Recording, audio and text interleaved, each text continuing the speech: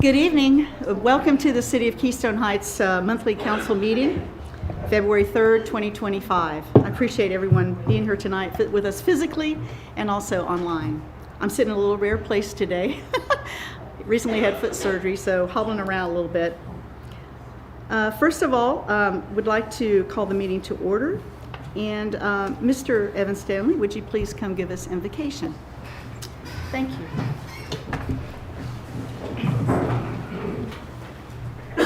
Let's dedicate this time to the Lord. Lord, we ask that you bless our time together, Lord, as we come before you as the originator of all authority here on earth. Lord, you have delegated to us as stewards this beautiful place. Lord, the people in our town, we ask, Lord, that all of our actions here would be filled with grace, Lord, and that our words be filled with wisdom as we have discussions and make decisions, Lord. May each one of us in our unique areas of influence and authority, Lord, act as a good community, good neighbors. Lord, and may your name be glorified in everything. Lord, we thank you for the good people that you put around us. We ask, Lord, your blessing on this meeting tonight. In Jesus' name, amen. Amen. Thank you, sir. Appreciate it. Councilman Kessler, would you lead us in the pledge? I think Colonel wanted to do it. Oh, please do. Allegiance to the flag of the United States of America and to the republic for which it stands, one nation, under God, indivisible, with liberty and justice for all. Thank you, Colonel. Appreciate it. Good job, Colonel. Ms. Silva, would you give us a roll call? Mayor Nina Rodenroth. Here. Vice Mayor Christine Thompson. Here. Councilman Tony Brown. Here. Councilman Elston Kussler. Here. Councilman Dan Lewandowski. Here. All present, Madam Mayor. Thank you so much. Do we have any public comments? No, ma'am. Okay, and I don't think we have any special recognition. I think that's just on the list. All right. In front of us, Council, we have the consent agenda for the Jay Cooper Memorial 5K run on July 4th. And we have January meetings from City of Keystone Heights and also the Keystone Heights Heritage Commission. Additionally, we have a food truck application and also the event requesting space for the Chautauqua Pop-Up Museum event. Have you all been able to review the documents? I'll make a motion, we go ahead and accept the consent agenda as read. A second. All in favor? Aye. Aye. Okay. Perfect. Excellent. Thank you so much. Right to committee reports. Airport Authority. We have attached in our document the as propeller turns, and I think they just provided that. I think Mr. Kirkland is ill. Do y'all have any questions about that document, or? Just as a courtesy. Yeah, This is so Craig. Craig, do you have any comments you want to add to what's there? No. Okay. Thank you. Thank you. Just didn't want you to feel left out. No. No. So I do have a question for Craig. Sure. I was out at the airport week ago yesterday, and Firm was loud and proud going at it. Isn't there a cease and desist order for them not to operate? Sorry. For them not to operate under our flight line? That's correct. But they still operate. That's correct. There's an entire process that has to go through the airport authority and not through us. Okay, but they're breaking the law. People do every day, This is not the same. but they're a dependent special district, so they have the authority to govern themselves. They are, you're talking about the airport authority. Yes. And All right, I'll leave it to you, Craig. But please fix it best you can. it looks like they are actively working on that issue, seems like multiple times a day. Okay.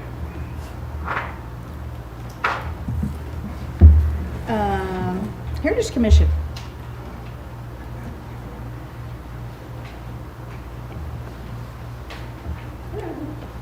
Okay, welcome. Well, first off, we've got two members, two chairs to fill tonight. And for those people who don't know, the Heritage Commission is not consulted on the people that are applying. But I do ask the council to definitely bear in mind the fact that this does take quite a bit of time to pull the applicants aware. We have a certain number of meetings that have to be made, and it really kind of hinders our progress if we don't have full participation. But I do look forward to having a opening. And the next event is the field trip, fourth grade field trip, which is going to be more of the same as it was last year. A couple slight things. I'm sure City Hall has a lot to do with that, and I'm sure you guys are all ready for it. Other than that, Chautauqua is the next event in March, and that's going to be our first one, so I'll have notice as we get closer to that and get things finalized. That's it. How do you think the 6 p.m. time is working? I think we immediately got applications for the empty seats. And hopefully, now we had tried to make it a little easier on some people by, it turns out Thursday night is booked for everybody. And Tuesday night's busy also. It's hard to find an evening now. That it did add some complications because, all the other clubs meet. So we had to stick with the Tuesday evenings. But I think we're gonna have a lot of participation. It makes it easier. Okay. Good. Okay. Any other questions? Okay. Thanks, Christine. Appreciate it. Mr. Scott, Sabre Lakes. Good evening, everybody. Vivian wanted to offer her apologies for not being able to attend tonight. Tom had hand surgery today, so they're back home down at the land this evening. Everything went good, all good. But she sent me some specific comments she wanted me to read, so it's probably easier for me to just read those direct rather than try to do it by memory. So, Sabre Lakes organization wants to thank the city of Keystone Heights, one, for providing the financial assistance for us to retain the consulting firm of Adams and Reese. Having their input over the past few weeks has brought the Geneva Restoration Project to the direct attention of those who can not only make restoration possible, but make it happen in a timely manner. Providing assistance from the Colonel James Booth, who has been a tremendous help in organizing meetings and data that have been absolutely necessary to continue this moving forward. Our every Friday updates are a benchmark every week as far as assignments, what governmental entities need to do what's expected of Solo. He organizes that in a manner that keeps it always tracking in the right direction.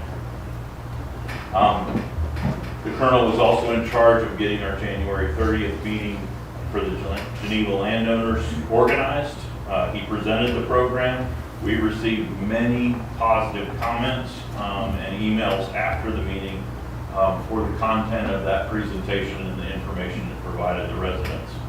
Thanks to Drew Bell for a A+ assistance in all of the documentation, sign-in sheets, etc. She is definitely an asset to you guys as the city of Keystone Heights.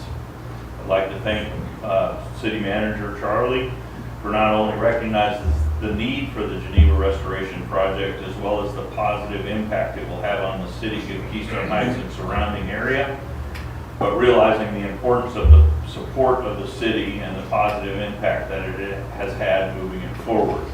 Again, Solo uses the mantra of have skin in the game, and you guys have skin in the game by helping us with the consulting firm to keep this project moving, so thank you. And then Vivian wanted me to thank all of the members. I know Vice Mayor Thompson was there. I think Charlie came in a little afterwards from football practice. Obviously the Colonel was there with the presentation, but thank you for your attendance. Your presence matters. When people see their city leaders there present and part of the process, it's important. So I think it couldn't have went better.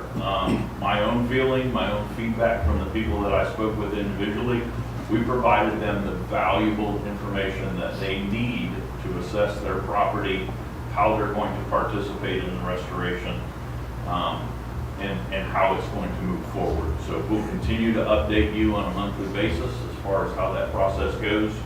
Again, we keep moving in a positive direction. The next step is for the county, Clay County, to submit their ERP, Environmental Resource Permit, to the Water Management District for their approval.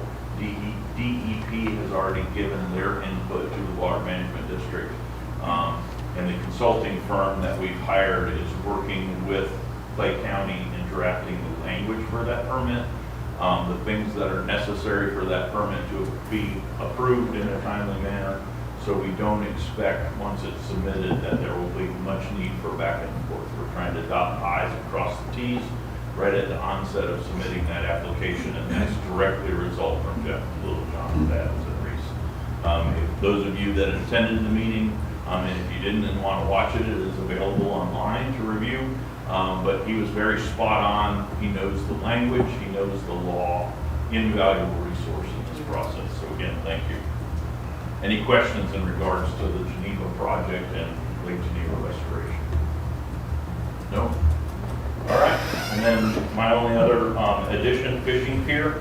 We really have no changes from the last time I offered you a report. We're still awaiting county and grant funds to finish the kitty for that. And then once those funds are obtained and secured, that will go into final draft and then go to DEP for approval. Any questions about that? Is the July 4th readiness date in jeopardy? Not yet. We are hoping sometime through the course of February that we can get that to a final draft stage, and still sufficient time for approval, construction, and installation prior to July. Can we start the process to build the pathway down? You're going to get an update on that from our project manager, Mr. Wright, here in a little bit. Okay. And we have been working and communicating with your city staff in regards to that path down. We've all agreed that our start and end for the dock is not going to be affected by that. Basically, the design and implementation of your path is going to meet where we start. So we're working very closely together to make sure that coordinates. Any other questions? Thank you all. Appreciate it. Thank you. Thank you, Scott. Appreciate it. You're welcome. Friends for Keystone.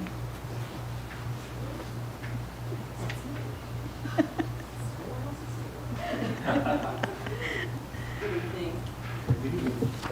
Just wanted to give a couple updates on the Friends of Keystone Heights. We had met last week, and we decided that since the gala was so successful, that we were going to continue to have ongoing galas each year. But we're going to go back and change those to the Mayor's Ball. And we're going to have it in just November 2025, so we'll be having another gala. Yes. I know, right? And then we also decided that it would be really nice, even if it's on a temporary basis, to have banners at the beach and also at the entrance to the downtown core, right there where the China Walk was. And I know that you're in the process of putting a fence in all around, but just to have a banner up temporarily that said, "Welcome to Keystone Heights, celebrating our 100th year." So I'm working with Drew and the city manager to see about that. We also are having our spring fling on Saturday, March 29th. This will be out at the airport, and it will be an event open to the public, it's family friendly, and there's no charge for that event. So we're working on those things right now. Thank you. Do you have any questions? Do we know, is that all on our community calendar? Is that on the website? I think it is. The Chautauqua and the field trip is not on the website because it is a fourth grade field trip. This is Friends. Friends of Keystone. Springs of Yes, they Keystone. should be all buttoned on there. So the spring fling is on there? The spring fling and the gala, I don't think I've had it yet, because I didn't know a date yet, and I missed the last one, so. we'll Yeah. go on that. Okay. As soon as I We'll have get the together. dates. Thank you. I know it's in the fall, but it's just- Okay. Yeah. And the spring fling is in March.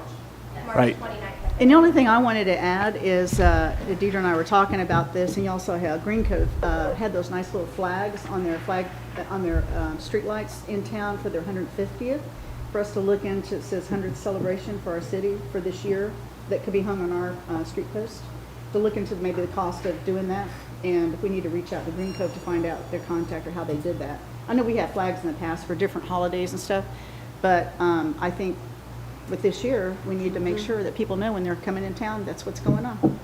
I've already spoken to Mr. Commander about the ordinances regarding signage on our city property, so Ms. Murphy, I should have an answer for you by next week regarding this. Okay. Planning and zoning. Any updates from anyone? There are no updates on planning and zoning. We're currently waiting for the Wiggins property to submit a tree removal application. I'm going to blank on her name. Miss Fleet is currently working with Mr. Wiggins to get that in the works. Okay. Okay, great. Thanks, Stephanie. You're welcome. Event updates. Is that Ms. Drew?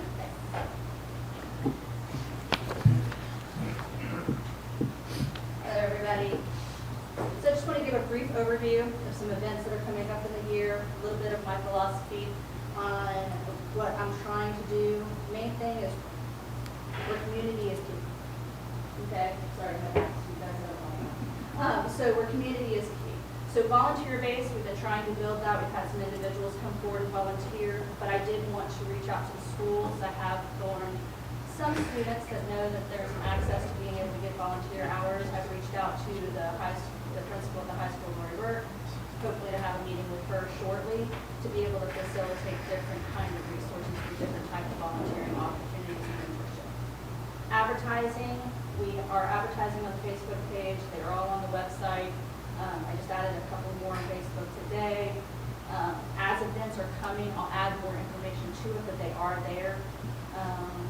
We also have stakeholders that we have a Explore Clay magazine that comes out biannually.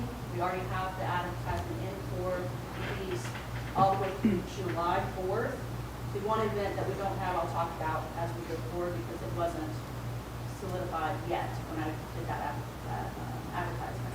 Building relationships with the community. I'm reaching out, going to different organizations, walking through the downtown area, handing out flyers, having conversations with people, working with the elementary school. I'm going to start posting things more to their sites on Facebook so that they have a ready access audience there that I'm going to tap into. And then intentional planning. When I'm planning these events, of course, you guys, your distinguished council, will give me advice on what you want to see happening. But as we're going forward, trying to collect more information and seeing what the audience wants, what the citizens want, and trying to go on what they want and you guys want at the same time. So the small town country event was low attendance only because I just did not advertise it as much. Put a lot of effort into the Christmas market. Did not market this one as much, but I know that we're going to have a huge turnout for the spring concert. We have a pop-up museum that Christine was nice enough to talk about, adding support. We're going to be tomorrow on that one. And then open mic night, got to speak with the vice mayor, and Joe Baker is also helping out with that. That'll be a band that'll be available for anybody in the community to come and sing with a band. That's a great way to build experience. I've already shot out the information to the high school, and I'm working on shooting it out to all the local churches along with the elementary schools. So we can have lots of different ages and stages in one. Okay? Spring Vibes is a band that's going to be playing. That is yet to be solidified. And then at least 3 food trucks. And that is the second of the concert events. Bark in the Park was something we have done in the past. We are trying to build attention to different parks in the area. So one of the parks that is least known about, you may not even know, we have a dog park, we do, and it's pretty cool. So I'm going to do a Bark in the Park event, kind of bridging on what they've done in the past. Then we have Pro Watercross. That is still TDA. That is through the Clay County Tourism. There's been some turnover in Clay County Tourism, and there's also been a bidding process for who runs these sporting events. the person that was running for Watercross or MotoServe, is it not on? Well, there's no line, so I Okay. hope it's recording. So, can you hear me? I don't know. There, it's on. Okay, so Pro Watercross is kind of on hold for now because the person organizing that is not in place. But when that is set, I'll let you know. Right now, it's tentatively in May. Memorial Day ceremony, July 4th celebration, another concert in August. I'm looking into possibly doing that in a different way instead of having a band doing a silent disco. But we'll see. That comes from a lot of information from teenagers and parents wanting something that is fun for teenagers to do. So going outside my comfort zone on that one. And then Fall Festival coming up in the fall. Went too far. Yeah, Boo on the Boulevard, got lots of really great ideas. I'll share more with that when we come up later. Veterans Breakfast was such a wonderful event last year. We're going to do that again. Veterans Day ceremony. The Parade of Trees was a wonderful event too. We're going to expand on that, make sure it's a little bit more well lit. And then the Christmas market, I'm sure we'll have lots of conversations depending on that. Right now we have December 13th, that's the day of the Christmas parade. Whether we expand that or not is up to you guys. Then when we were talking about Friends of Keystone event, we have the Centennial Spring Fling that we were just talking about. That's on the 28th, correct? Or the 29th? I knew it. At the airport. And it's on the calendar. It's on the calendar on the 29th. I just realized that when I read that, I did a typo. So just making sure that it is on the calendar already. The gala is not, they're wanting to do it in the fall, probably a little earlier than they did this last time. So there's not that smash up of Thanksgiving, Christmas, and all of that. I think they just said November. Okay. Still fall. So, and then that's it. Do you have any questions for me? So, you know, I'm a high school teacher, right? Yes, sir. My suggestion would be, see if you can't find the club mentors rather than working through the principal. Well, I'm working through the principal first because I want to tap the club mentors. I've also reached out to Beth Alphonse, which is the head of the counseling department. But I also want to reach out to the drama teacher, the art department, because I have some things that I need some assistance with, and I'd love for our students to be involved with that. I think it would be a great opportunity for them. So what works best at our school is not working through the principal. Is working directly with the head of the Beta Club, the teacher who's responsible for the Key Club, the teacher who's responsible for the Interact Club. The principal seems to be a speed bump or an unnecessary third person that you work through. He hopes, right? Sir, and I understand what you're saying. What I will say that is slightly different about our principal is that she was raised in this town, and I just want to start that conversation with her because she is a champion. I also have been working with different clubs and different sponsors, both with Key Club and with the athletics clubs, and they have been wonderful. But what the school is purposely working on right now is building community in the school and building an outer community with the community. Teens, school spirit is they're trying to build that, and they're trying to build city spirit, and I want to be a part of that. So we're going to work that out. But I understand what you're saying, but I really feel like she's going to be an asset. She will just link me with more of the right people, and I think she'll have our back on that and encourage them to work with me. But I'm not asking for any teacher to do more or any member to do more. I'm asking you to trust me with the kiddos, which is sometimes a big in our community, especially if you love our kids. All right, I could talk to you more later. Any more questions? No, I just want to say applauds, and I know it takes a village to do all of this, including the entire staff into this building. Just literally 9 months ago, we only had a couple events that were being done in a year. And out of that list of 16, there's another 8 that have been added in less than 9 months. And I think that has to be applauded. I know it takes a lot of work, but I think it's things that the community want, and it's what brings the community together. So thank you so much. Thank you. Great job.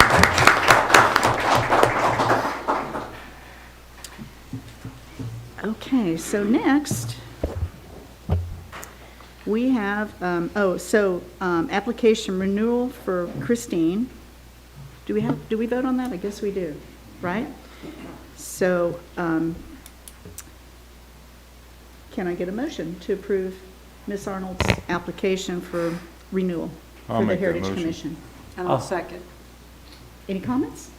All in favor? She's doing an awesome job. I agree. Any questions? All in favor? Aye. Aye. Motion carries 5-0. Thank you, Christine, for what you do, and you too, Deidre. Great job.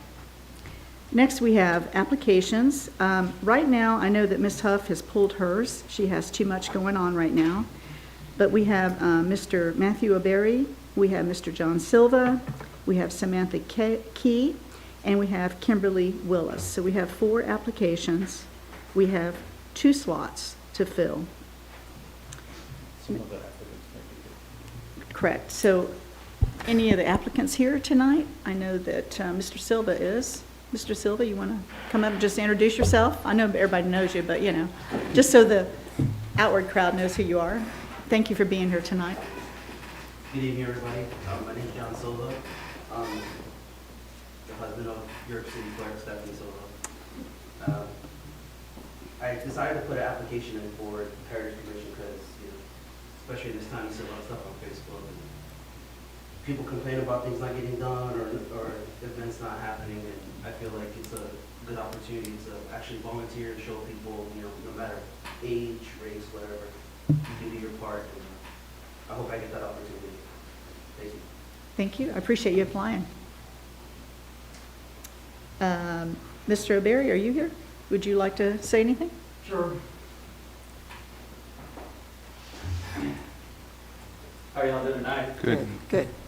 I kind of wanted this position just to get a feel of Keystone because I lived here my whole entire life, and I signed up for the County Commissioner District 4 seat today, and I'm trying to get as many committees I can under my belt just to learn about the ins and outs of what's going on with Keystone. What I've seen was about the difference in the history. I love learning about history and Keystone and all the different masonry. I do concrete and block work. So, I mean, with a little bit of research I've done with it, with the position, I think I would be a pretty good asset to it. And especially what's going on with the future, what I got going on, I would really think this would be beneficial to my further in my future. Thank you. So, Mr. O'Berry, you said you're Running for County Commissioner, District 4. so you can't be on both at the Yeah. same time. Well, that's until 2026. When you have to qualify, the problem is you can't qualify during the time that you're already a member. So you So I have, can't do nothing There's for a- like the next 2 years. you can up until the point of qualification.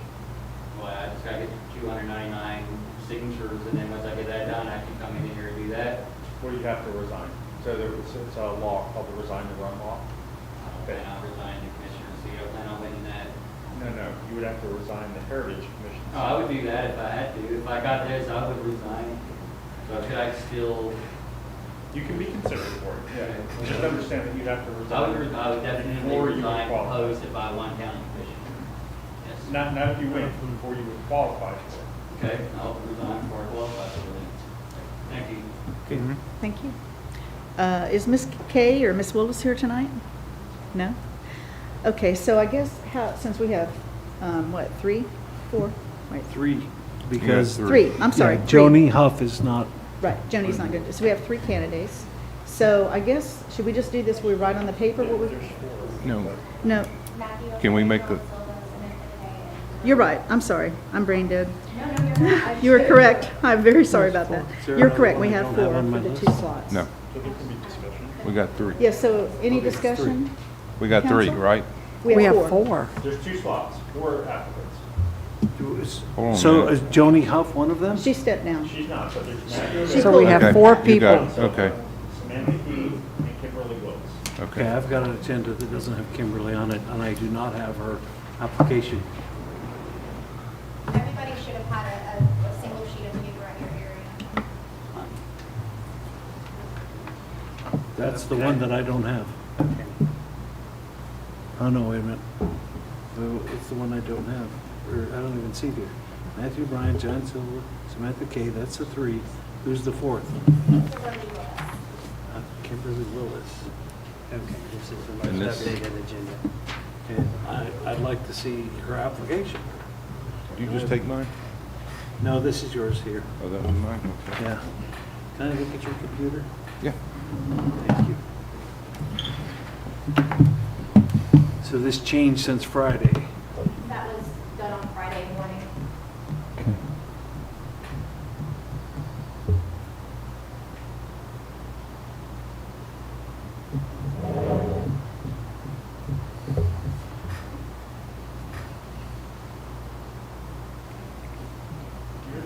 So we have two positions? Yes. Okay. Madam Mayor, do we Yes. want to make a motion from the dais on who for each seat? Yes. You want to do Yes. it, do we do it separately, or do we do it all together? Do it separately.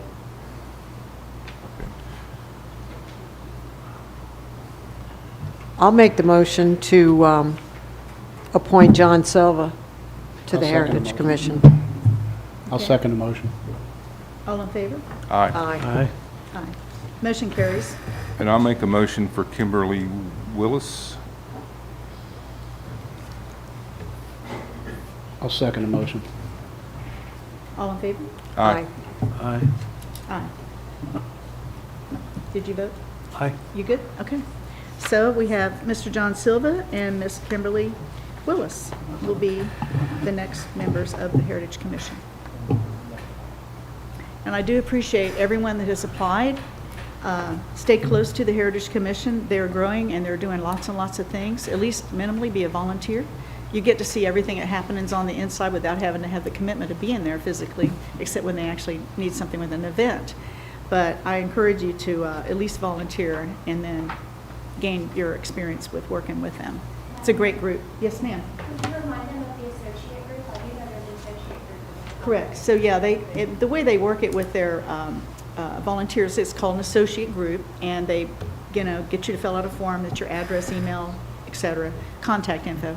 And when they do have certain things coming up where they need help, like when we did the wreath building, or like even when they do the things with the kids coming up right now, that fourth grade event field trip is awesome. And I mean, we've actually had other schools outside of our area ask to see how it's done because they would like to incorporate something like that into their community. So it's a great time to have your first time to volunteer and help them out because they need all hands on deck. But I welcome our new members and look forward to working with you guys moving forward. Thank you. All right, next is the cemetery digital tracking system. So this, you all in your packets had a quote from a company called SimSites, and we will have Mr. Cole answer some questions. But I read through and I saw the quote and the details, but I decided, I'm just like y'all. You see it all on paper and you go, so what is this? This looks like a lot of money. And so I did locate their website and found this really nice demo video of what it does. And I think this is a great thing to watch and understand kind of what this is all about. So we wanted to show the video before we talk further about it. Today's cemeteries and crematories challenges in running their day-to-day operations. Many are still using old techniques that have been around for 30-plus years. Some cemeteries are using processes implemented more than 100 years ago. These cemeteries feel overwhelmed by their broken systems. They're faced with a mixture of handwritten documents, spreadsheets, outdated software, unorganized files, and old hard-to-read paper maps. This results in data being scattered everywhere, inconsistent, and not always easy to find. Although cemeteries may feel stuck in these antiquated processes, they are not. We have the solution cemeteries have been waiting for: SimSites Enterprise Software. We offer a full turnkey solution for your cemetery. It's the most robust cemetery cloud software available in the industry, and it's 100% made in the USA. Your investment stays here employing Americans. We bring all of your cemetery operations into one central location, putting your entire cemetery at your fingertips. Experience full oversight of your organization like never before. Our all-in-one system integrates all digital record keeping, contact management, community engagement, sales, and financial management together to solve all of the challenges created by older systems. Enjoy powerful visualization and reporting tools, allowing you to make well-informed decisions quickly. We also provide full digital mapping of your cemetery. Find grave locations in mere seconds using any device from anywhere. Our walk-to-site technology allows visitors to get GPS walking directions directly to a loved one's grave. Enjoy having data you can trust again, right at your fingertips, safely stored and backed up in the cloud. Be able to spend more time with your clients in their time of need. You'll sleep better knowing your critical historical records are safe in perpetuity, ensuring the legacy of your cemetery and your community. We'll work hand in hand with you through several phases, including discovery, development, and implementation of your software. But it doesn't end there. We'll help you with training and full adoption too. Once you're up and running, we'll be there for you 24/7, 365 days a year with our first-of-its-kind SemCare Partner Support Program, which includes assigning a SemSite staff member to directly support your cemetery. SemSites provides a great return on your investment too. Our partners typically save an enormous amount of money and time in their first year alone. SemSites has absolutely provided positive return on our investment. And they continue to save as their adoption and knowledge of the software grows. SemSites can literally pay for itself in the first few years. The SemSite software has really paid for itself. The SemSite software has provided a huge return on investment. The software is an employee that never takes a day off, never calls off sick, and something I can rely on 24/7. In addition to the time and money savings, many clients report receiving a return on their investment through improved trust, better community engagement, renewed confidence in data, new revenue streams, and so much more. SemSites promises you'll find everything you need in our enterprise cemetery software. We are more than just a software company, we are your partner. Welcome to the SemSites family. With SemSites enterprise software, you'll be digitized, automated, and modernized in no time. Call us today to schedule a live demo or to learn more information. Thanks. So, Mr. Cole, the stage is yours. Thank you all. Thank you all for being here. I brought up one of our maps that kind of shows how we deal with our cemetery now. It's like they were speaking with the handwritten maps. We've been using SemSites since 2016. It's effective and it works, but basically what we're trying to do now is upgrade, basically go from SemSites 1.0 to 2.0. We digitally manage our cemetery with SemSites. The version of the program we use is pre-2016. SemSites overhauled the program in 2016, but we have chosen not to upgrade to the new software until now. Upgrading will allow us to take advantage of new SemSites capabilities such as grave level mapping, map printing, and walk the site. We currently track and sell plots using a hard copy map. Basically, I take that out to the cemetery. Somebody will want to buy a plot or for a family member, sometimes in a hurry, and I take that out there. And this map has been used since 2016 when it was hand drawn. And it's written in by several different folks that have ran the cemetery over those years. Well, when you go out and sell a plot, we mark it, highlight the plot sold on the map, and then we input the database and the information in the database. When I take that map out there, I'll find a plot that looks to appear to be open on the map, and then I have to come back and make sure that that plot wasn't sold back when, as simple as somebody not marking a highlight or something simple like that. Haven't ran into too much trouble with that, but this system will allow us to upgrade to where I'll be able to go out there with a laptop, show those folks what needs, the plots that are available, take them to the sites and be able to double check on site, saving time and professionalism basically. It's upgraded on there. Let's see. We don't have the capability to print maps right now. I've had many requests for, hey, do you have a map of the cemetery? And we can show them sections of the cemetery, but we're not capable to show things like veterans' graves. I can put in a veteran and it'll show one spot on the map where a veteran may be, but I want to be able to create maps to where if somebody comes out in this section of the cemetery, for East Across America, Veterans Day, those type of things, be able to hand somebody a map that shows in this section there's 16 veterans within these 3 rows. That way a veteran doesn't get missed, which is huge. I can't stand to see flags missed. I can't stand to see veterans missed. That's huge. And this system will allow us to do that. It's, like I say, it's basically just an upgrade. Let's see if we can, and that's basically what it is. It's just upgrading the system that we currently use, giving us more capability and allowing us to do more within the system.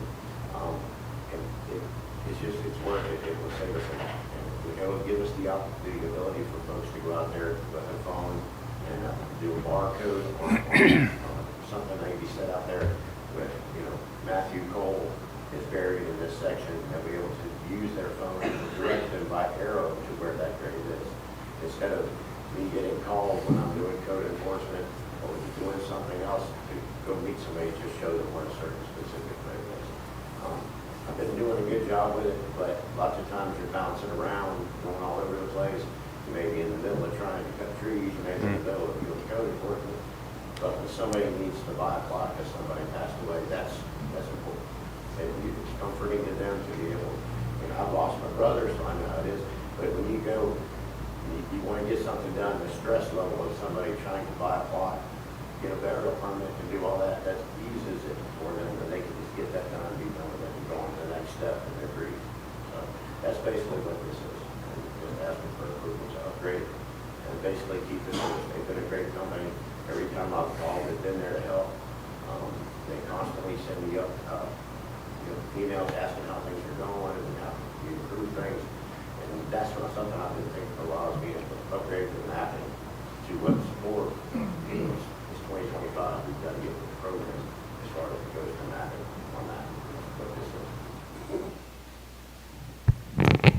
Okay. Y'all have any questions? Any questions on that? Go ahead. I don't have a question. I do have a couple statements.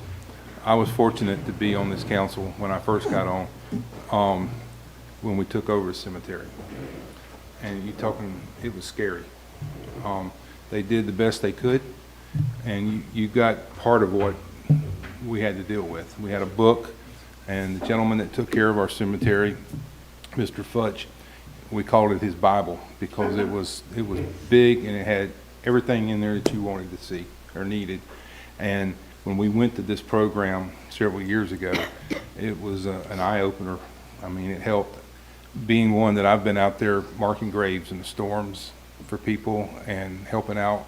I've worked in the funeral business for a little bit, but it's a time that you need to have your act together. Absolutely. When these families are grieving. And I applaud the past staff that did this, and I applaud you guys for wanting to do it, because it's something that's definitely needed. I don't care how much it costs. Got that, Charlie? Wow, coming from you, that's saying something. Only got 2 more meetings. I didn't have a big enough blood pressure. That's good. Any other questions you may have? Do we pay an annual fee right now, a license? What do we pay right now? Okay, right now, our annual license is $750 right now for the annual license. That will not change. Even with the upgrading system, it stays The same as on the Same. $750 Okay. per year.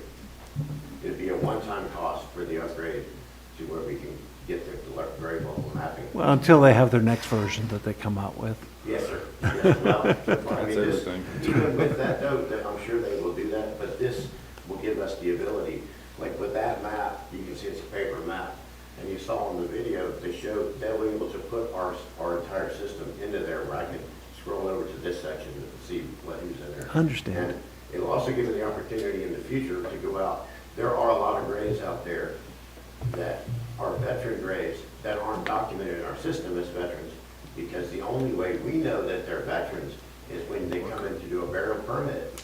There's a check mark on the top left that says cremation, burial, or veteran. If they don't mark veteran, we don't know it. And in the past, those things get missed. And I can't stand to see a veteran missed. It's very important. But during the time of grief, I always ask them, is he a veteran or is she a veteran? But in the times in the past that's been missed, there's been folks doing stuff, I just don't want to miss it. And even being able to go on ground truth it with a color code, this is a veteran, this is a veteran. Even if our system doesn't show it, if that plaque shows it's a veteran, they're getting a wreath, they're getting a flag, they're getting recognized. So in my mind, I mean, it's not like we're going to reduce our staff, where we're just increasing our capacity. So the video about saving money, I don't believe for a second. Our staff is going to be the same. We're not going to reduce any costs for anything. However, it sounds like the increased capacity, capability is a good thing. And therefore, I think this is a good thing. I think you are saving money. So the time How? where Mr. Cole has to come in from a code enforcement complaint to assist somebody in the cemetery, if they can essentially navigate it on their own, That doesn't give us one dime back. It just gives us his time, which you pay for. Yeah. which he is going to spend with us no matter what. Right, but you have money that comes out of the enterprise fund. At some point, you may only need, instead of hypothetically 50% of the time, you might only need 20% of the time so that you can work for the city on other things. Things that software and all can't do. Okay, agree to disagree, but that's fine. The only question I have is on the training and implementation. Do they how does that go? How does that work? When I started taking over some sites, online, doing a Zoom call, they'll come on, and they showed us through the system, this is how you do this is how you navigate that. These are the sections you can add notes to folks, put all their information in, date of birth, date of death, and that's all documented in a database that's in the cloud. The stuff that's in the file room, the deeds and all that, since I've taken over, I've been doing attaching deeds. Everything on that person will be there digitally. So, somebody comes in that lost their deed, they had a fire in their house burned down, they lost their deed. We'll be able to come in instead of going through the file room for hours looking for their deed. We'll be able to pop right up, hit print, send them, and give them a copy. Okay, I've had excellent. that happen one time already. We had this folks, they lost their deed. If it's sent to the county, the deeds are, and then recorded and mailed out. If somewhere along the line the mail didn't run or the wind blew it off the back of the truck, they didn't get their deed, they can come in and get a copy because we get them as well. Yeah, I just was curious if there's any additional costs associated with training, but because I didn't see it on the quote. It's included. And they've been great every time. Yeah, the fact y'all worked with them before, it's good. Okay. Can we get a motion? I make a motion, we go ahead and purchase this program for the cemetery. I'll second the motion. Any comments? All in favor? Aye. Aye. Motion carries 5-0. Thanks so much, Matt. Appreciate it. Okay, next, Mr. Wright.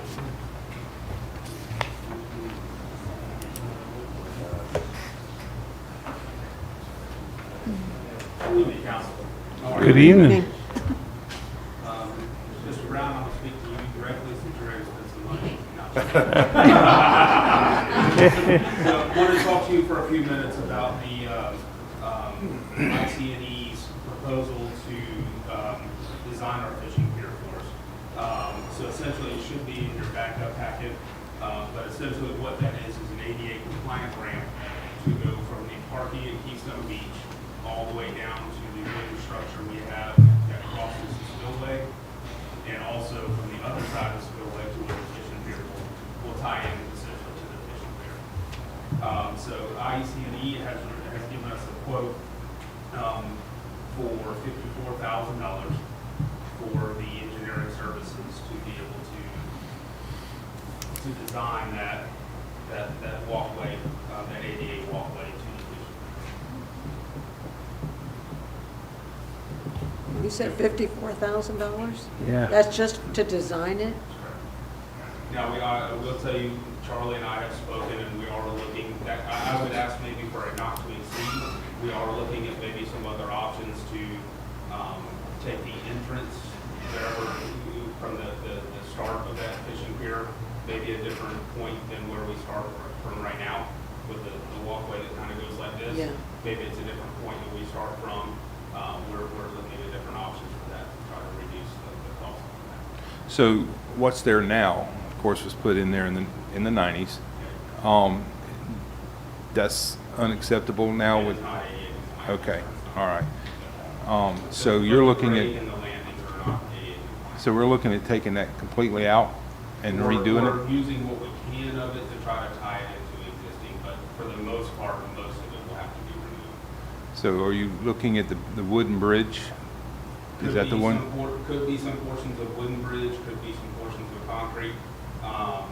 We may have to, if we ended up coming from where we're at right now, the second walkway over, we would essentially, we may have to do some wooden planks to go up over the existing walls that are there to make our grade. We have a very steep grade from street to where we start to flatten out again, and that's our biggest issue. So are you looking at replacing that wooden bridge that goes across the creek? So the wooden bridge is part of the fishing pier. I can add to that if you'd like me to. So let me clarify one thing. I think Bo. Oh, we can hear him. I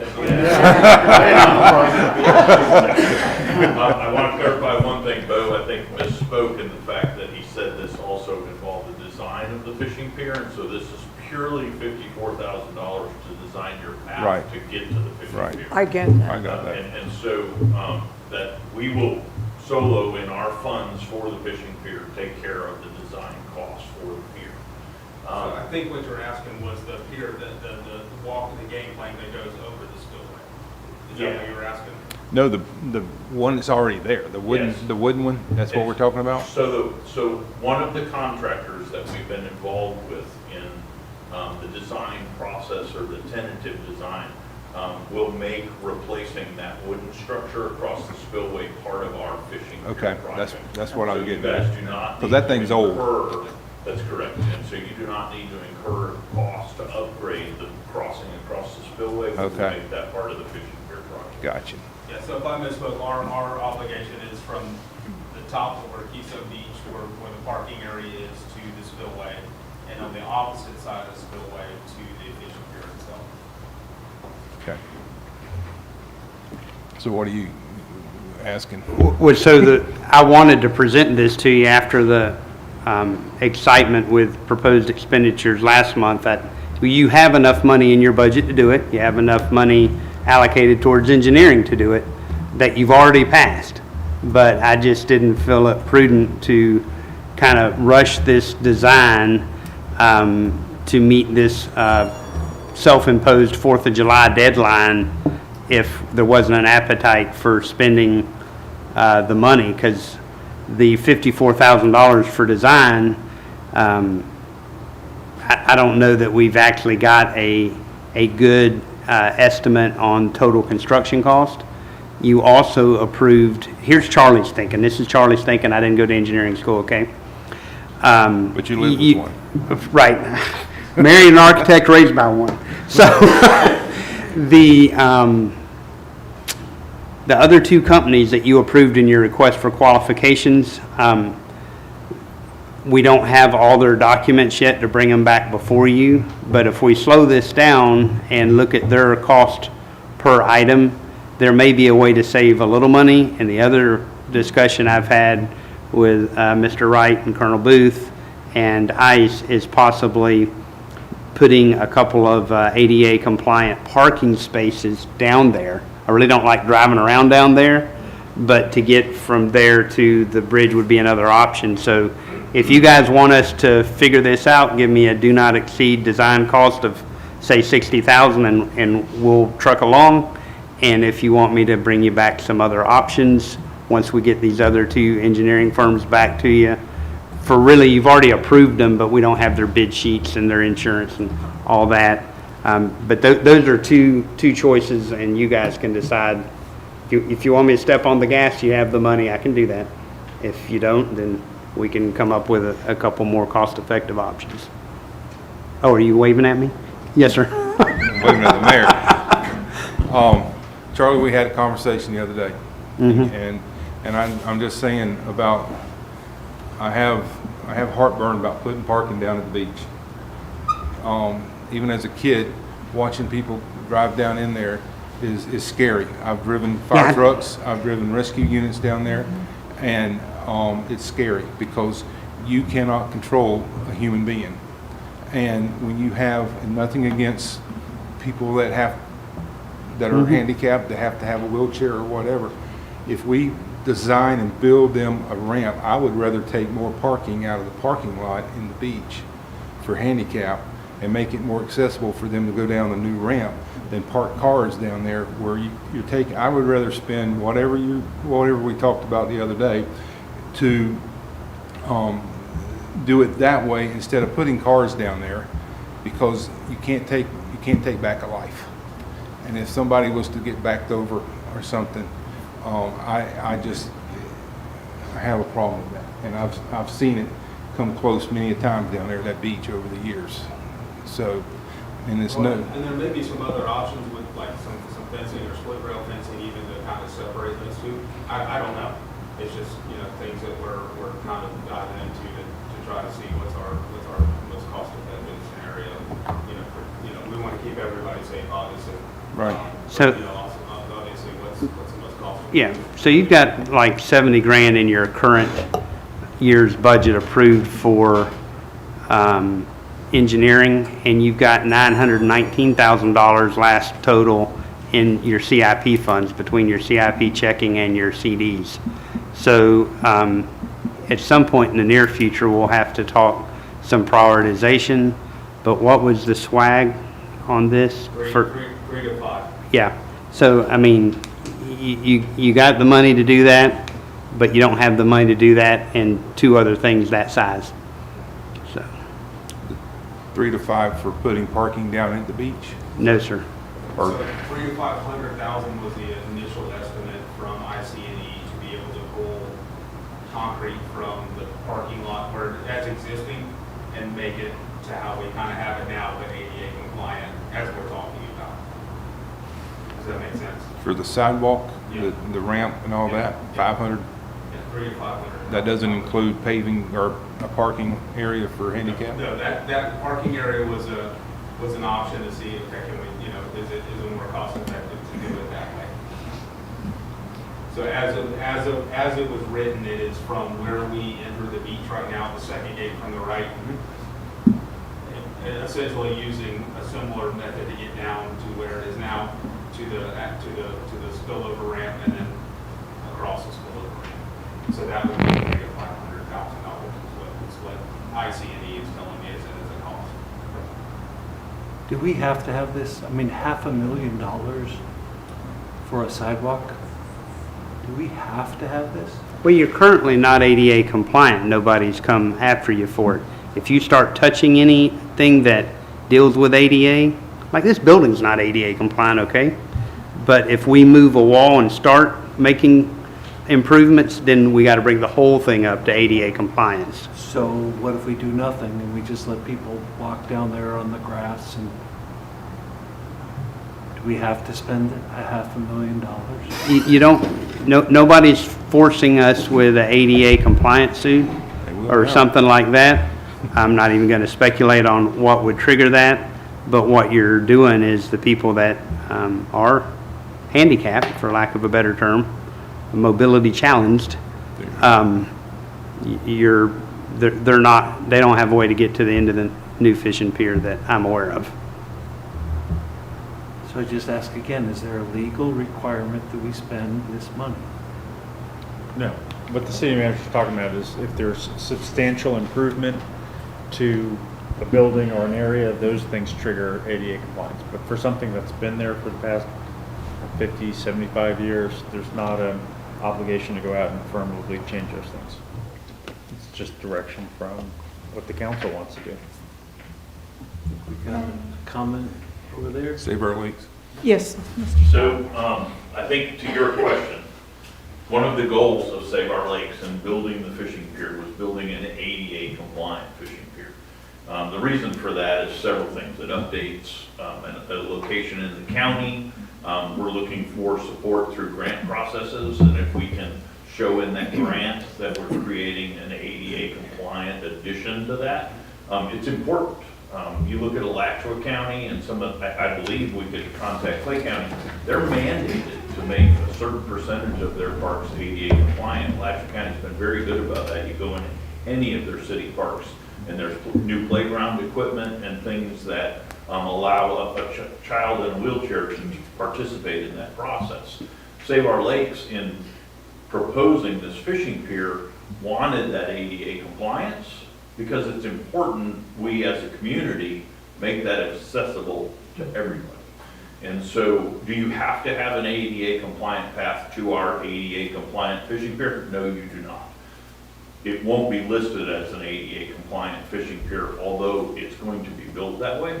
I think it's important that we build it that way, and if you need to kick the can 2 years down the road to to get the path to that fishing pier, I think we could still move forward with the fishing pier. We're just not gonna list it on a park system as ADA compliant, because your path to get to it is not compliant. So I don't know if that helps you, confuses the situation, or anything, but, you know, we're looking to build a pier for somewhere in the $220,000 range or slightly under, and it's gonna cost you twice that to get to it. I can see the concern. You know, I had a conversation with Charlie and Bill last week and kind of had sticker shock myself in that process. I'm very familiar with ADA compliant paths because of my years with G&A manufacturing, and we manufactured aluminum access systems that are ADA compliant. I think your proposal for engineering and the proposal for the cost are a little steep in my own opinion, but that's you guys' decision. And at some point, you will be mandated to make your park ADA compliant. That's coming. So on in Charlie's defense, at some point you will need to get compliant. Right, the question is, at some point, will there be a grant available when it's mandated? and things like that, right? Yeah.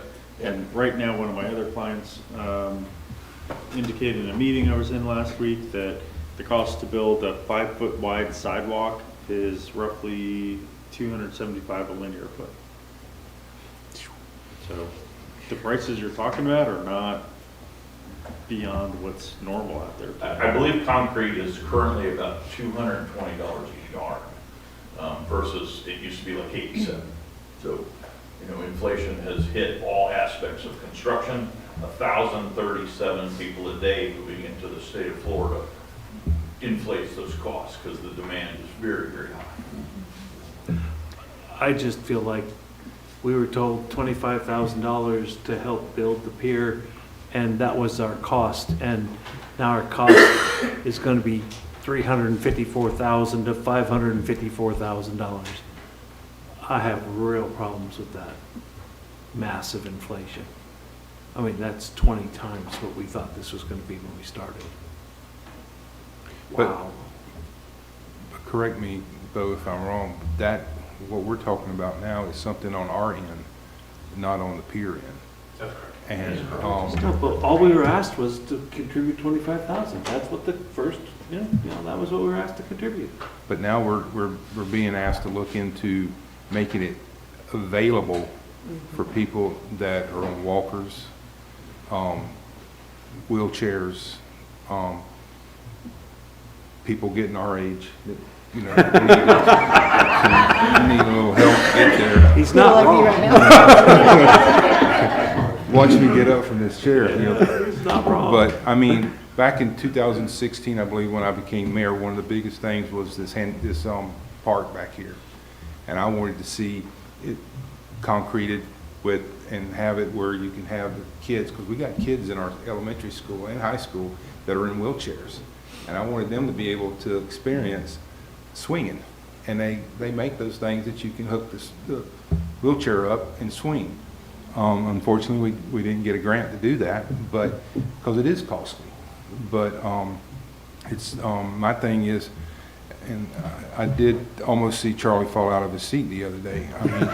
I mean, I'm always been very conservative and tight with the money, but we have to look to the future. And our area is growing, and we got people that, you know, are going to be in wheelchairs and walkers and stuff before long. And if we're going to build this big, nice pier, and I want to be able to get out there in 10 years or so, or 5. But I've watched people in wheelchairs try to go across that sand and get to the grass, you know, to watch the fireworks or something like that. And fortunately, during the fireworks, we opened up the end of the pavilion to let them, you know, people in wheelchairs to go out there. But that's very crowded. Fire marshal nightmare. But it's but then we just don't have the. I remember when we built that Wiggy Waggy sidewalk, and it was supposed to be for wheelchairs, but that was 35 years ago. So I am just going to add to that Wiggy Waggy sidewalk, again, is not ADA compliant. And so your ability to get a person ADA compliant accessible to your pavilion is not currently existing. So where you're saying you're putting people in a wheelchair at the pavilion to watch fireworks, they don't have a approved means to get there. So I know I won't be here when y'all vote on this, but as an outgoing person, I would seriously like to consider you guys to, it's a lot of money, but it's something that as we grow, we need to get in there and make it possible for other people that have other means to get out there. And essentially all I'm asking for is that may not be the perfect situation what we've got now, and what we've initially thought may not be the perfect, but there may be other things. So all I'm asking for is money to be able to design the most cost-effective way to make this an ADA accessible fishing pier, and for people to be able to get down to the pavilion. So if we opened up, and I don't mean to run my mouth, y'all gonna miss me when I'm gone. But we've got the one ICE that has, and the other ones aren't eligible to do. So Well- I'm currently waiting on a contract from Hanson and IC, or from Vail, or from I know who you're talking I'm about. currently waiting on 2 contracts from them to be in our pool to be able to design. I would suggest you table it till you get those, because, I mean, we hired all 3 of them to give us information. I move that we table this until we have all 3 proposals. Are all 3 proposals going to project July 4th or July 3rd finish? Or is this one particular one, the timeline is specific for that? This one is to July 4th. That's what I It's thought. an accelerated timeline. Mhm. So the other, and as I get the other 2, that will be a March meeting approval, which we'll have to review the contracts and make sure that they're good. So that would be a March meeting before the other 2 would be approved anyway, so that puts us another month behind. You have a motion to table for this. Second. All in favor? Aye. Aye. Aye. I would ask that you talk to ICE too. Their proposal is not consistent. They have proposed fees, and in the proposed fees include civil engineering. And then they have exclusions on page 3, and exclusions include civil engineering. So why are they including civil engineering and excluding it at the same time? I think that's because there's also a paragraph towards the end that says if there's essentially, my word's not there, it's like a change order, or if there's any mutually agreed upon conditions, then go to that breakdown. I didn't read that, it's not in the proposal as far as I can tell, but maybe I didn't read every single word. It's right above the signature, there's a paragraph that talks about any amendments to the agreement.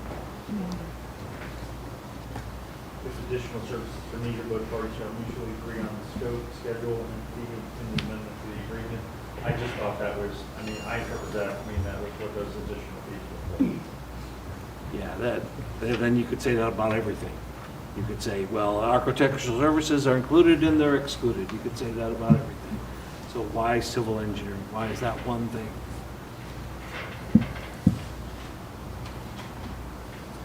Just ask them to explain that for me. We'll be diligent when we'll get the other 2 to you guys in March, and we'll It might be something as simple as some engineering things are included while other engineering, civil engineering things are not. Just specify what those are. Thank you, Bo. The only thing I want to add is, first of all, and I don't know if that's something they can look at, but I was looking at the layout for the path, and I remember when we did the Veterans Breakfast, trying to get veterans down to the pavilion. And this path doesn't go to the pavilion. It doesn't lead to the pavilion at all, from what I can tell. And I'm not sure how, I know we're not ADA compliant, but to maybe look at something along where, I was just looking at the layout, along the bulkhead, to add additional, like a little road that they could turn into. And the other thing, 2 more things, is it's not going to get any cheaper, guys. This is a reality. And we're building something that's going to be years and years down the road for people to appreciate when we're all gone. At least when I'm gone, I'm sure. And we can't walk away from folks who have disability situations. We want every person to have the opportunity to enjoy this special piece of heaven that we have here. And I think that has to be very strongly considered. And there's a lot of pluses, like you talked about the parks and the acknowledgement. We want to make sure that anybody who wants to come in and enjoy that, especially with the investment with the pier, they're going to have the ability to do that and get down there properly. And I'm not in favor of the parking lot down there. I agree with Tony on that completely. Okay, so we'll just Can wait I then. just add my thoughts too? Mm-hmm. We didn't do it with the pavilion.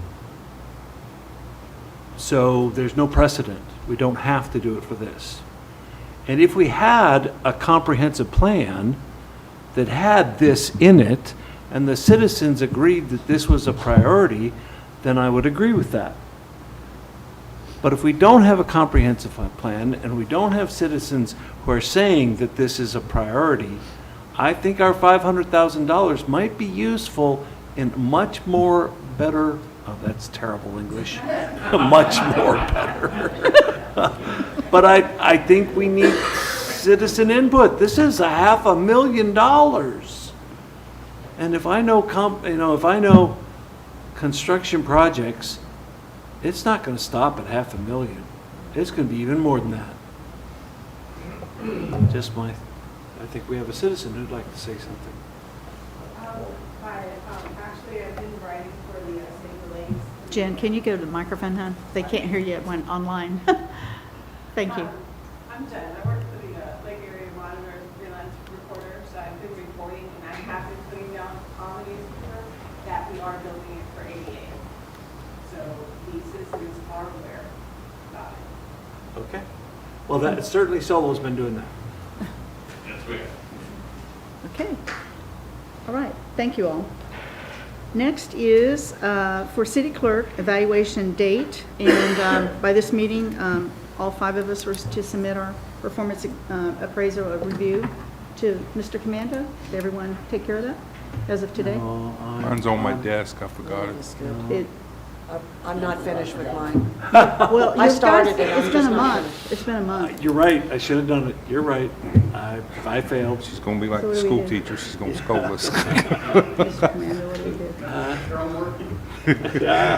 I get a 0 on that homework Yep. assignment. Can you all get it in a week? Oh, yeah. Yes. I can get it I'm by almost- Friday. I'm almost done with mine. Right. So Friday, this Yep. Friday? We missed the day. Okay, can y'all get it to Mr. Commando by Friday? Yes, ma'am. Appreciate it very much. And I know Miss Stephanie would appreciate it too. Yeah. Sorry about that. I just left mine home. My copy of my self-evaluation in your I got inbox it. if you have it, look. Thanks, Stephanie, for sending that. And then we were looking at a date sometime after our next meeting, which is March 3rd, I believe, to do the review. And I am still trying to find out about it. Can we do it as a private thing with all of us together versus public? Is that possible, Rich? Do you know? It has to be So- non-public? It can't be done privately as a group. That's, yeah. You can speak one-on-one. Right. So, We yes, can do that. As long as you do it one-on-one, that one violates something. Oh, okay. Y'all understand what that means, right? Yeah. Okay, that's what I'd like to do. Can we look at calendars to see a date that might work for folks? After the 3rd of March. I think I'm pretty open.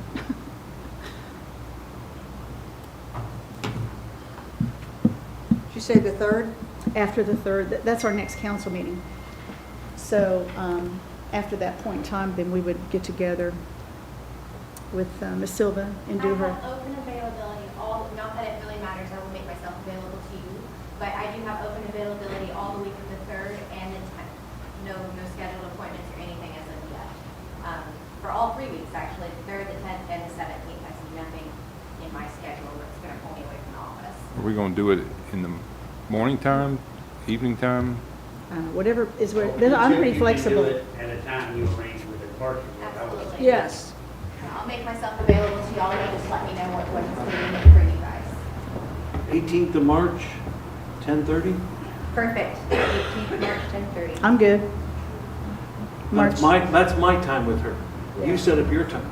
Oh, we do it one-on-one, is that what you said? Yes. Yes. Oh, okay, gotcha. I thought we had to do it separate. Okay, that's So fine. I'm You feel free to confused. email. So we're not doing it like an open meeting on Yeah. evaluation? We are doing it open, we're not doing an open meeting? One-on-one. Right. All of you will meet with each of us one-on-one. Okay. I'd like the 7th of March, please. Do you have a particular time by today? I would say 11. Okay. And feel free, if you don't have a time, if you need time to make time, you can Okay. meet with me this week or next, it's fine. Okay.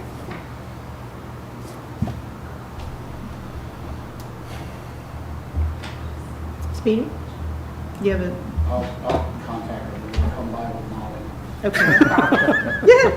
Yeah. Steph, I'll do March 18th at 1:30. Perfect. Okay, thank you. Perfect. Okay.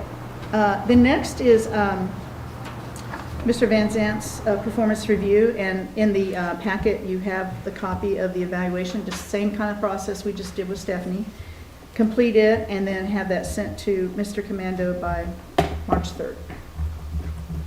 And then we'll set a time to do his in-person, same kind of setup for some time, either late March or early April. I know we got the voting thing going on early April. Probably April. You should have done Yeah, probably March, maybe. Yeah. We'll decide at that meeting. Any questions? Yes. I'm sorry. Rich, the way we've done it in the past, it was in an open meeting, if I'm not mistaken. So I'm just kind of want to get my brain wrapped around, we're taking our evaluations to me. you, I'll compile them. but we're having a meeting with the clerk and possibly with the manager on what we came up with? Is that what we're? Just overall results and if there's any questions, because otherwise, your employees aren't really talking to you after the evaluation. So it's an opportunity for you to discuss with them any questions, any direction, any expectations, things like that. So when does the scores and everything come back to the council to discuss? I'll get them done as soon as I can get them from all of you to put them all together. Hopefully March 3rd. Okay, all right, thank you. So- Makes sense, John? Yep, yeah, got it. Now got I it. have a question. Come back to the council to discuss with whom? Just with the individual, not amongst yourselves? Is that right? No. I No. mean, they can discuss it at a future meeting if they Okay. want to. Right. it's different than what I we've understand. done in the past, and I'm just trying to wrap my head around it. We haven't done anything for years, Well, that's true, but I've been here longer than you, and we did do it. So essentially, when you send all your reviews to Rich, he goes and averages those scores, takes each one of us and averages it to one performance review, okay? And then all of the narrative, all that, we can go through whatever each one of us wrote, share that with, say, Steph or with Charlie. And we just do it one-on-one versus in a big public arena Right. like this. That's the only difference. Make sense? Mhm. Okay, good. Okay. Next, I have on here mentoring our city clerk. And the purpose for this is to assist with, let me get back to my regular page here. This job is very multitasking. It's quite large. And when you look at all the different arms of the role and at what typical city clerks do, and there's a lot of, as you know, Steph's been a ton of training, has continued to get more training and doing a great job with accomplishing all that. What I would like to do, I have more than 10 years of training experience of mentoring top sales professionals in the country. And I'm really good at mentoring and training and supporting folks to be successful. And what I see here is it gets tough because she's kind of like on an island here because she reports to us, right? And looking and seeking into specific areas. One thing, we got into conversation about the workshop that she's going to go to, and her and I have sat down and identified what she's going to attend at the meeting in St. Louis. Helped her figure out that whole curriculum thing, flights, the logistics details, okay, which I'm more than happy to do. Also, it's just a focus on within the role that she has now, based on the performance evaluation that we're going to be doing, is to stay focused on those areas of knowledge and whatnot, so you can be as sharp as you can and continue to grow in that role as well, okay? So just to help to kind of keep the focus going with that certification on certain specific areas. Also to give her some help with, as our records management is in dire need of upgrading and updating, no different than like we talked about the SIM sites. And I want to help her do this. And I also learn when I do these things. I've never done this before. But I know there's some software methods and things out there, and I want to help her so she can reach a goal at the end of this year that we are now on board with a new system that makes our system more up to date with everybody else. And then also some things with outside the box thinking and creativity. And all I'm asking is how you all feel about that, if you have any questions. And my goal is to help her to be as successful as she can be in this position. I applaud you. Thanks for helping her. It's a very rewarding thing to me to be able to help people. That's great.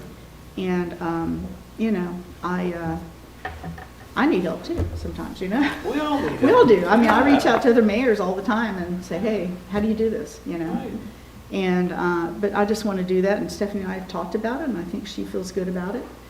And did you all have any questions? Are you okay with that? We said I had to ask you all. The only thing, couple things is, I think, and I also applaud you for wanting to do this, but there's 5 of us, and thank you for bringing it to us.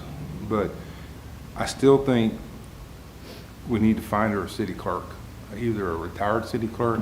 And I saw this on the agenda over the weekend. I thought about Betsy, that is our secretary for the Northeast Florida League of Cities.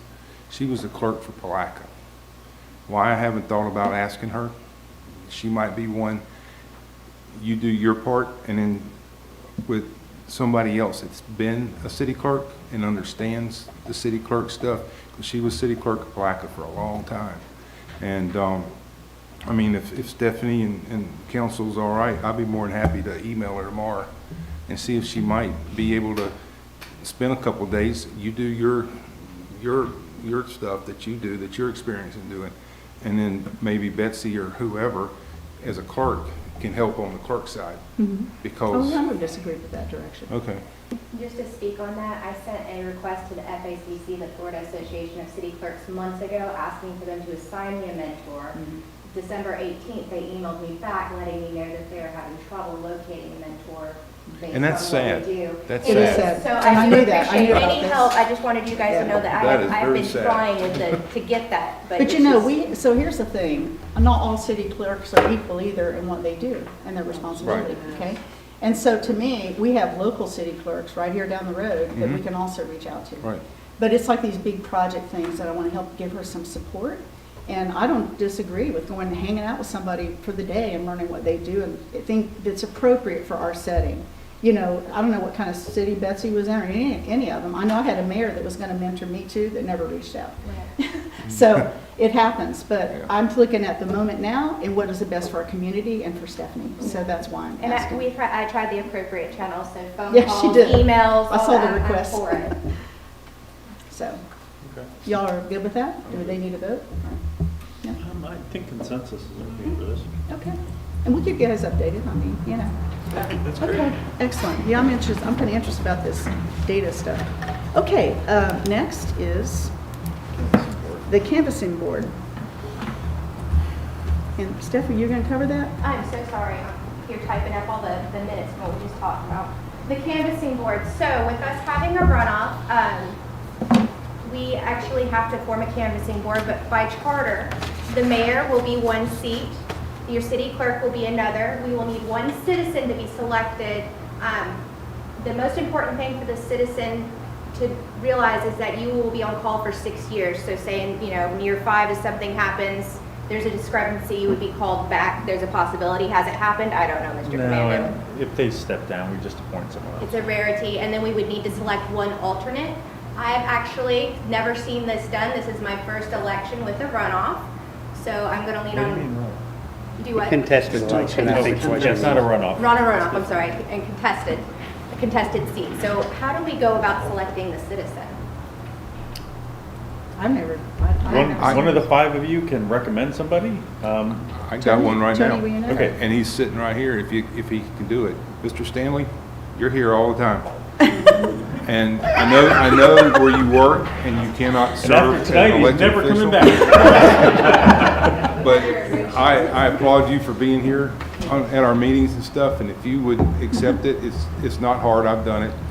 And But you do have to go to a couple meetings. Yes, you do. The first So one they will have- be they have- April 4th. Yeah, they have a training meeting. At and 9 then you'll have a.m. to go to, they Okay. actually have a meeting for the mail-in ballots, and they have another meeting for And the those are during the absentee day, ballots. so Yeah. I don't know if Ms. you Kemi can get did all. say she'll be releasing a schedule by next week for the canvassing board. We're just waiting on that. She could only give me that first initial date of May 4th for the accuracy and logistics, or I said that wrong too, accuracy testing. Yes. I'd be willing to consider it, but I would have to run it by Right. the office, because we have limitations on public office. But I'd like to see you, sir, if you can get back with our clerk or Charlie, the manager, pretty soon. We'd appreciate it. Thank you. Didn't mean to put you on the spot, but you have me come. I already made him pregnant. I know you can't run for office.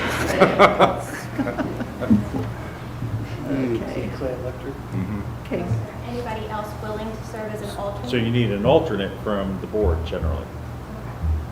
And So you're running, it cannot be the person who's running. right, and you're not, I'll be more than happy to be an alternate. I won't be elected. That'd be My only afterwards. hesitation is generally it's not somebody who seats up for election. I've never had it where the person's not running. Mr. Cussler? You can take Molly with you. Councilman Cussler, it's all yours. You would just be an alternate. It's We'll put only you if on the somebody spot. can. It's just somebody. It's in one of the initial three. I checked with Mom. That's a good line. I'm not volunteering, so I'll go ahead. Madam Mayor, may I? If Mr. Stanley, if you are unavailable to serve as the 6-year citizen, would you be interested in serving as an alternate in place for Mr. Cussler if I switched you guys out? No, please don't do that. No, can't do that? No. Because the alternate has to be from the board. Oh, okay. Kemi told me an alternate could be from anywhere. I'm so sorry. Generally, we've always done it where our alternate comes as one of the Y'all are council arguing. members. Okay, if Mr. Evan Stanley is not interested, is there anybody else? Well, we'll have to cast that net. If- We'll just talk yeah. as soon as you If you're not discern that with the available, co-op. Then We'll I'll tell you find what, somebody. send an email out to all 5 to come back with a recommendation at the next meeting, Perfect. Okay. which is March 3rd, so we'll still have time. Yeah, we got a little time. Council comments. Mr. Kessler. Can I say something real quick? Yes, Excuse ma'am. me. Go ahead. But we missed number 16. What did we miss? Kind of No, talked we- about Yeah, them we both did. together with the city manager and the city clerk. So the discussion Okay, was, so- they okay. kind of grouped them together. But if you Yeah. have something, you can bring it Got up. it. Yeah, we No, said- I was just pointing it out. Oh, no, yeah, we covered I was it. paying attention. Yeah, we did, we definitely covered it, I promise. Okay, council comments. Mr. Kessler. I really don't have, it's been kind of a quiet month. Everything's just been so smooth and everything, so I really don't have anything. Just everybody's doing a good job. Vice Mayor Thompson. I've been busy. I did the proclamation for Arbor Day with the wonderful garden club over here in the nature park. That was an awesome day. The weather was gorgeous. The whole thing went very well. Been to solo meetings, went to the Lake Geneva project restoration. Lake Geneva, is that correct? Did I get it right? Anyway, that was an awesome presentation. I thoroughly enjoyed that. And that's it. At our last meeting, I put forth a motion to have a draft outline for the comprehensive plan, and I submit that to the council today. Here's my draft outline.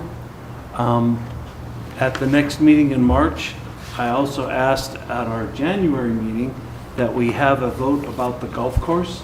I just want to remind the city clerk and the city manager, I want that on the agenda so we can vote about what we're going to do with the golf course before Councilman Brown leaves the council here.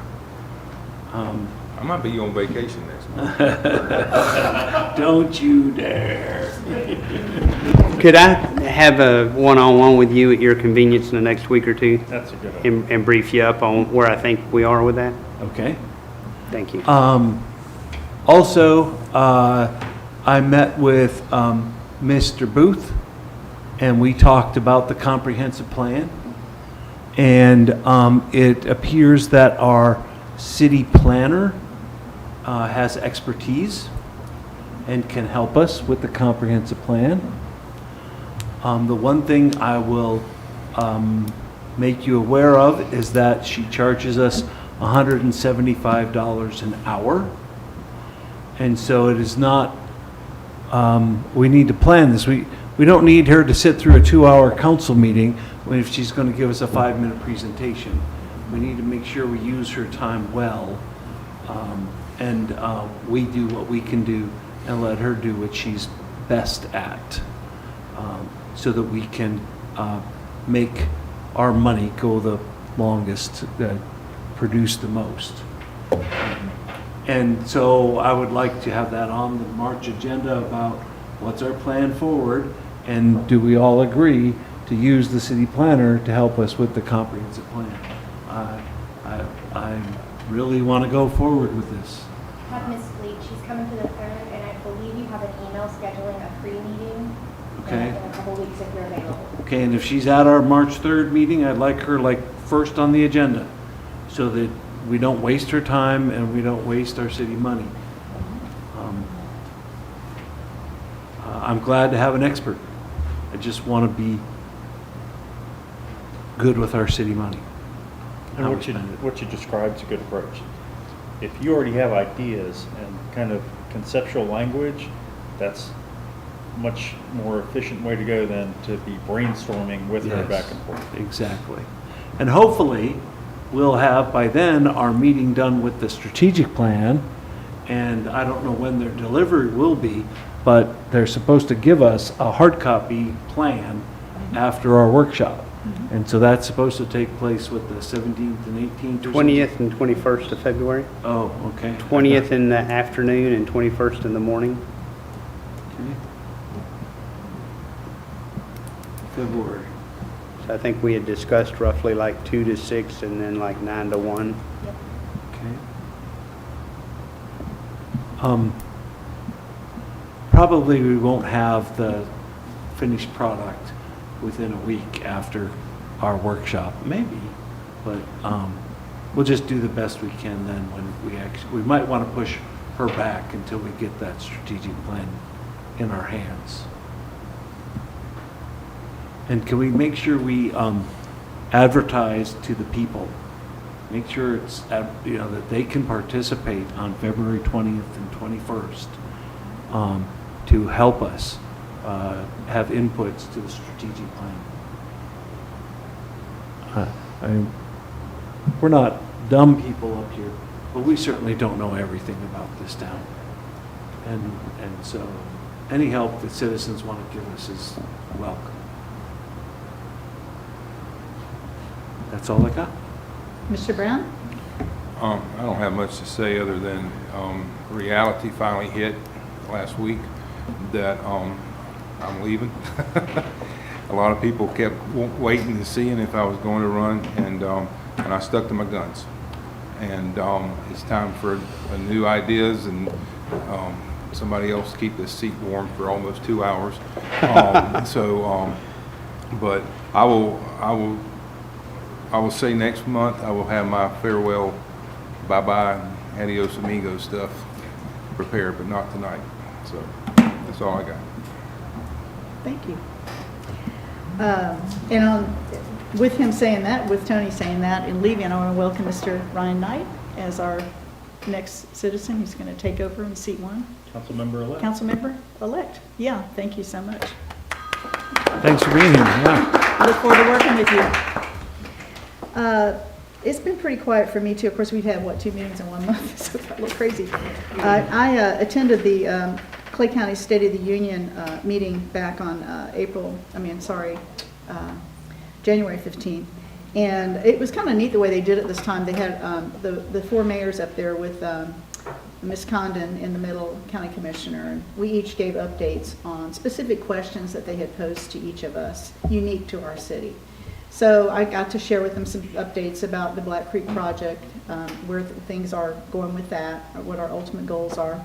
Also, some of the, demographics of what's happening with the city in general, the events and all, things that we've grown, staff increases by, 40% or so in the last year.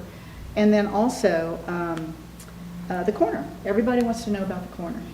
So it was a really good experience, I think. There's probably close to 150 plus people there, stakeholders throughout the county that are in the room, and it's a great opportunity to stand up and brag about our city. So I'm very proud to be part of that. And that's all I have. Mr. Van Zandt. I think Ms. Silva's next. Oh, I'm sorry, you're right. I passed it up. Sorry. Just a reminder for those that are interested in being on the canvassing board, and Madam Mayor and myself, the first order of business would be April 4th at 9 a.m. It would be in Green Cove at the Supervisor of Elections office. You watch them clear out and test the voter machines.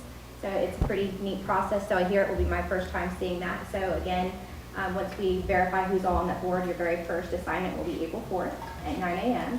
And then this year, because we are running an election, I will have to go to Green Cove and pick up a ballot bag and seals. I'm just letting council know the week of the 24th, I'll be running up to Green Cove to do that. And the first purpose of that is not all citizens want to pay that mail-in fee to mail their mail-in ballot back. So I can collect them for them here at the city and secure them. That's it. That's all I have. Thanks. Now, Mr. Van Zandt. Okay, just a point of clarity, this will be the first time I've participated in a city election as a city manager. This is going to be an absentee ballot opportunity and a day of voting opportunity. We've gotten used to, as Floridians, for voting for 2 weeks prior to election day. We don't have early voting, so just so everybody understands that, if you can't make it or you have neighbors that are infirmed, they need to request an absentee ballot through the supervisor's office, not you, right? Yes, sir. Supervisor. Yep. Okay, so just wanted to kind of throw that in there. And as far as the city manager stuff goes, the golf course is a big lift that I can tell you succinctly the city can't do all on its own. There are several stakeholders. I would like to thank Mr. Brown for the opportunity to talk with him about it one-on-one. And I'd like to update you guys at your convenience to kind of tell you and show you everything that I think I know and what the other pieces that we need to discover about that. And I don't have a date that in my head at this point, other than if the golf course sells or any part of it sells, then I think the discussion's over. If it doesn't sell anytime soon, then it's totally at the council's discretion how long you allow me and others to entertain it. I had legislative, I have on my calendar this week, next week, and the third week of February as days blocked out and hotel reservations in Tallahassee. And every Friday as I come up to the next week, if I can foresee opportunity to go make headway with number 2 and number 3 on our legislative priorities, then I'm prepared to go to Tallahassee this week. The one budget committee that was meets tomorrow afternoon, and they're specifically meeting around hurricane relief efforts and what money they're going to spend on that. So I've spent a lot of time in Tallahassee through the years, don't mind spending more time on your behalf, but only if I see it being possibly fruitful. So next week I do plan on going. I've got emails out to several members of the Budget and Transportation Subcommittee just to meet those people, because I don't know very many of them, and the few that I have met I don't know well. So this will be a year for us to reestablish some relationships up there. And this year, session starts March 4th and goes for 60 days. Next year, session will start the first week of January and go 60 days. And committee weeks will be like September, October, November. So even if we don't get exactly where we want to go this year, before a year's up, we'll be back in the committee week cycle. At least they should know my face and name and know that I'm still coming for their money. So that's that. And then on the corner, I've received nothing but positive compliments and several inquiries. So Mr. Wright has ordered some split rail fencing like this split rail right out here between the end of our building and the tennis court. So when that comes in, we'll be pulling the rebar and that orange stuff up, making it look as nice as we can. The grass is coming in, and our Public Works Director showed me some restrictions on signage, which I know is something we all want. But you have angles and numbers and 35 miles an hour and can't be bigger than so many square feet. So we're going to have to really pay attention with that to banners. So those old pictures that you guys have of the vertical signs, I think eventually we might end up at something back like that so we don't block anybody's view. We're trying to make a safety to life improvement there as we make turns. So that's where I kind of see that going. Did I have anything else hanging out? Any questions of me? Not for me. Okay. Mr. Commander? So just because we're talking about legislative session, if you plan to attend Clay Day, it is April 23rd and 24th. So if you don't have your hotel for that, I'd suggest that you make a reservation. Also, congratulations, Mr. Knight, that you are now part of Florida's Government in the Sunshine Act, which means you're not allowed to speak with any of your fellow council members about any topic that they could potentially vote on or you could potentially vote on, or essentially city business. You and I will talk personally about some of the requirements as they go forward. Other than that, I don't have anything else, Madam Mayor. Okay. Mr. Commando, may I ask, what day would we be swearing in Mr. Knight? It depends on usually you and when you want to have family come. Oftentimes we've sworn in the new members the day after the election or the day it's certified, and then you have a ceremonial at the next council meeting. It's usually the day after, right? Or something It's like that? whenever the supervisor certifies the election. Right. So sometimes that can be Friday, depending on how many absentee votes come in. Mr. Knight, would you like me to email you and we can discuss what you would like to do? Absolutely. Not a problem. We just had a member of the Sheriff's Department walk in. Does he have anything to share with us? That's true. He's been here the whole time. You've been here the whole time, did you not see me? No. I knew that I was insignificant. I didn't know I was invisible. Oh, my goodness. Okay, I forgot the word back in. He stepped back in. Yeah. No, I was going to introduce y'all to Zach. I didn't know how much longer I would be, but he's one of our watch commanders. So basically, the way our schedules work is we have 4 teams. So there's 2 12-hour day shift teams that work opposite colors. We call them colors of opposite days, and the same thing at night. So there's 2 watch commanders on each one. He's responsible for the south end of the county on the nights that he works. So you'll see his face. The other south end lieutenant that works the other color, if this happens to fall on his work night, I'm going to have them come off and on if they don't have other stuff going, just so that they can meet everybody and enjoy it along with y'all. And that way, if you have any questions, concerns, right there, that's the guy. Thank you. Appreciate you being here. Oh, no problem. And if y'all need anything, I'm here for you. If y'all have questions, I'm always available. Thank you. No problem. Anything else? Okay. 7:44. Thanks, guys. Adjourned.